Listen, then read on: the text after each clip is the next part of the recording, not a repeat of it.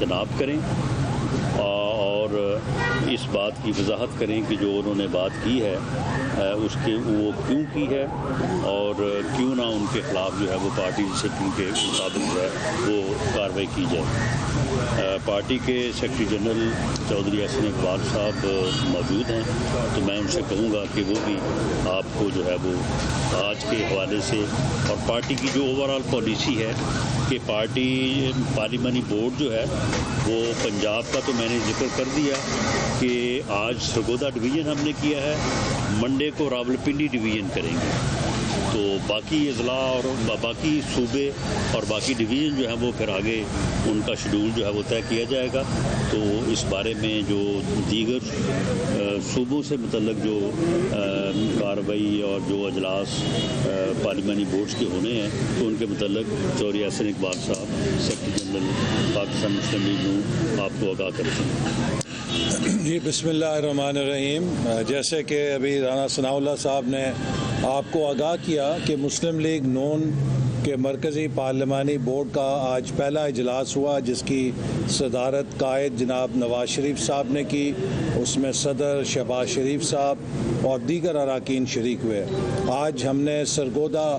Division, جس کے اندر Sargodha district شامل ہے، اس میں بھکر ڈسٹرکٹ شامل ہے، میاں والی ڈسٹرکٹ شامل ہے اور خوشاب ڈسٹرکٹ شامل ہے،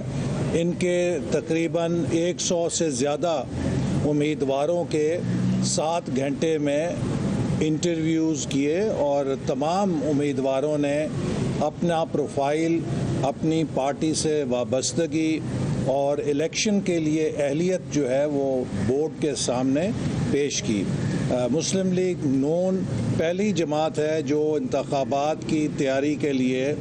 اپنی سنجیدہ کوششیں شروع کر چکی ہے۔ ہم نے سب سے پہلے اپنی منشور کمیٹی کا آغاز کیا۔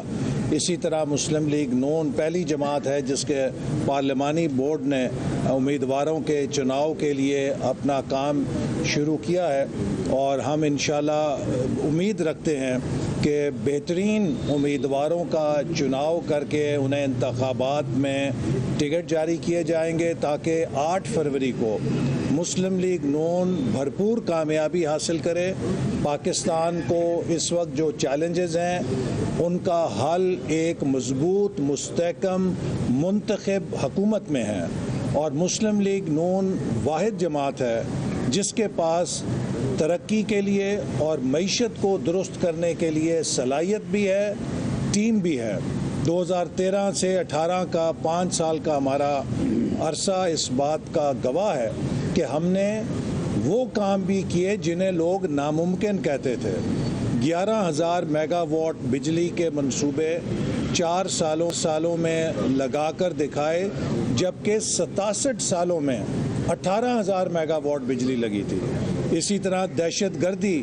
جو کہ ناممکن لگتی تھی ختم ہوگی، اس کو ختم کیا، کراچی کے اندر امن قائم کیا۔ سی پیک جیسے منصوبے کے تحت 3 سالوں میں ہم نے $25 ارب کی سرمایہ کاری پاکستان میں لا کے پاکستان کو ٹیک آف پوزیشن پہ کھڑا کیا، جس کو کہ 2018 میں اناڑی اور نالائق عمران کو مسلط کر کے کریش کر دیا گیا۔ تو اس لیے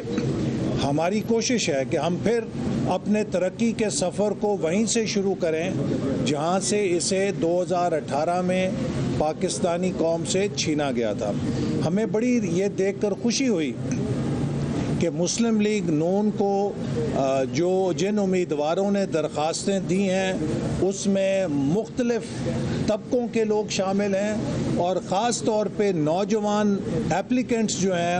ان کے اندر بھی جو جوش ہے مسلم لیگ نون کے ساتھ اور اپنی قیادت کے ساتھ وہ بے مثال ہے، جو اس بات کا ثبوت ہے کہ اس وقت قوم کی نگاہیں اور امیدیں مسلم لیگ نون کی قیادت کے ساتھ اور جماعت کے ساتھ وابستہ ہیں۔ منڈے کو 4 تاریخ کو ہم پنڈی ڈویژن کا جائزہ لیں گے، اور ٹیوزڈے کو 5 دسمبر کو ہزارہ اور مالاکنڈ ڈویژن خیبر پختونخوا سے ان کے امیدواروں کے انٹرویوز ہوں گے، اور 6 تاریخ کو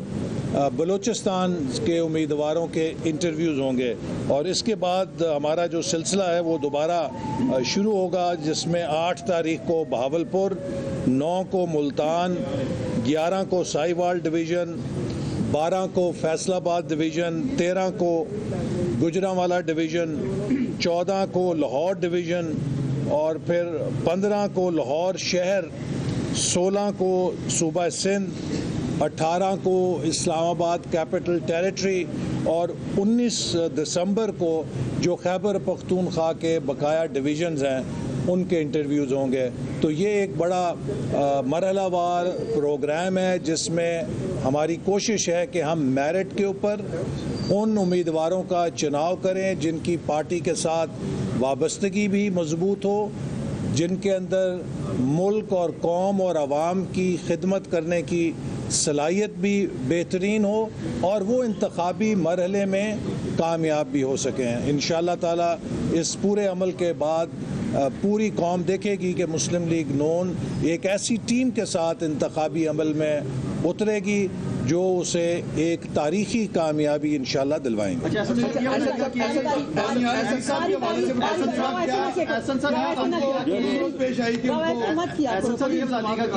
دانیال عزیز صاحب نے جو بیانات دیے آپ پہ کڑی تنقید انہوں نے کی، انہوں نے کہا جی 16 ماہ کے اندر جو مشکلات پیش ہیں پی ڈی ایم حکومت میں آپ کا کردار کلیدی تھا اس حوالے سے، تو ایسی کیا آپ کے ساتھ کوئی چپکلش تھی، ان کی ناراضگی تھی جس کی وجہ سے اتنی زیادہ گولہ باری کی آپ پر؟ میں نہیں جانتا، مجھے افسوس ہوا ہے، میں نے کل بھی کہا ہے کہ میں ان کا احترام کرتا ہوں، اور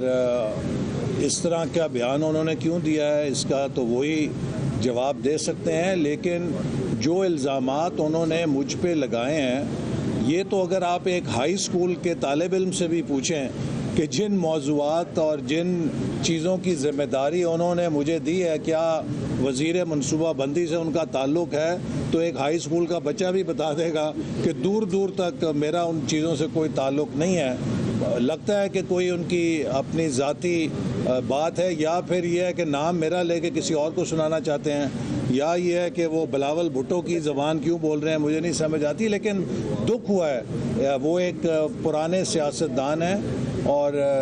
ان سے توقع نہیں تھی کہ وہ اس طرح کی غیر ذمہ دارانہ بیان بازی کریں گے جس سے کہ پارٹی کی ساکھ کو نقصان پہنچانے کی کوشش کی گئی ہو۔ جی احسن صاحب اور رانا صاحب دونوں سے میرا آپ کا کویشچن ہے کہ پیپلز پارٹی کی جانب سے کافی دنوں سے گولہ باری ہو رہی ہے پر بہت سارے اعتراضات وہ کرے ہیں، لیکن ایک جو بات بار بار وہ ریپیٹ کر رہے ہیں وہ یہ کہ مسلم لیگ نون 18ویں ترمیم کو ختم کرنا چاہتی ہے، کل بھی انہوں نے یہ بات کی ہے، تو یہ کیا ان کا صرف سیاسی بیان ہے یا اس میں کوئی حقیقت ہے یا کوئی ایسی پلاننگ ہے؟ اور اس میں ایڈ کر لیں کہ بلاول صاحب کا ابھی سامنے آیا کہ میاں صاحب کس بیانیے پہ جو ہے وہ پنجاب الیکشن لڑیں گے، ووٹ کو عزت دو کا بیانیہ تو ختم ہو گیا، پنجاب کے عوام ان کا ٹماٹر اور انڈوں سے استقبال کریں گے۔